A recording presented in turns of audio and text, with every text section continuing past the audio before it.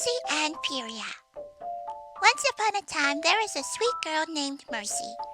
Merci was very kind, friendly, and had a huge heart. But everybody recognized her by her big, huge, poofy hair.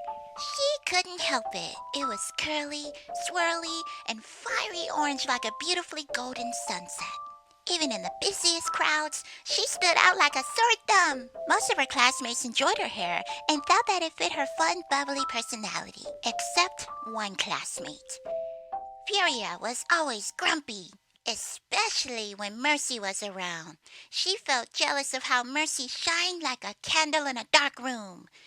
Furia always compared herself to Merci, and it made her feel more and more angry towards her. I hate how giggly and happy she always is, and always blocking the view with that mountain of a bird's nest. Since she doesn't know how to tame that mane, I'm gonna teach her a lesson she'll never forget. When they returned to class, Furia slowly snipped away at Mercy's hair little by little. Merci didn't have a clue what happened to her until she walked past the bathroom mirror and saw the shocking reflection looking back at her. Merci panicked and ran to a bathroom stall and began to cry.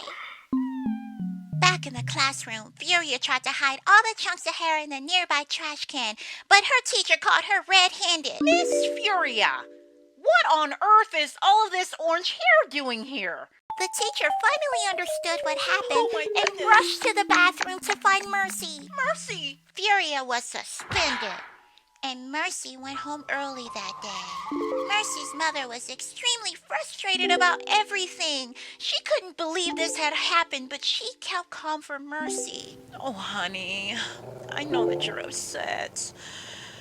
But you have to remember that you are wonderfully made, and your wonder is not stopped by a haircut. You have to remember that you are a work of art. And what makes you a masterpiece is whenever you choose to love people, even when people are sometimes, unloving. Merci understood what her mom said, but felt like it was too hard to do. To show love when someone's been mean is tough, like swimming the wrong way in a river or pushing a broke-down car. But Merci remembers that even when she feels weak, the light inside of her is still strong. Furia spent many days at home because of her suspension, but she did not feel bad about what she had done. Even though she was grounded, she laid in bed and ate candy that she snuck out of the kitchen pantry. Furia had a sugar crash and fell asleep chewing a huge piece of gum. While she slept, the gum slipped from her mouth and tangled throughout her hair. When she woke up, she realized what happened and went to the bathroom to try to take it out herself, but everything she did made it worse. Then she went to her backpack and grabbed the same pair of scissors that she used on Merci, and she snipped the gum out of her hair. Her hair was super short when she was done, and she felt so embarrassed. She cried and thought about Merci. Maybe I shouldn't have done that to Mercy. If I feel this embarrassed alone, I can only imagine how embarrassed she was in front of the school. I'm gonna ask her to forgive me. A few weeks later, Merci was in the lunchroom looking for a table to eat at. She saw Furia sitting alone. She realized they both had new haircuts too. Furia met eyes with Merci and hid her face in shame. Merci thought about the things that her mom said and remembered that she could show love even when people do things that aren't loving. She took a deep breath and walked over to the table. Hi there. Is this seat available, please? Yeah, it is. They both ate quietly for a moment, but then Furia said, Hey, I'm really sorry about what I did to you. Your hair and all.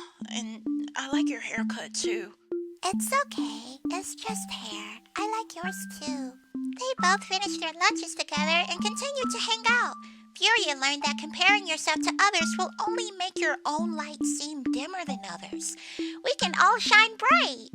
Merci learned to forgive those who truly ask for forgiveness and want to change. Even when it's hard, the light inside of you will strengthen you in your weakest moments. The end.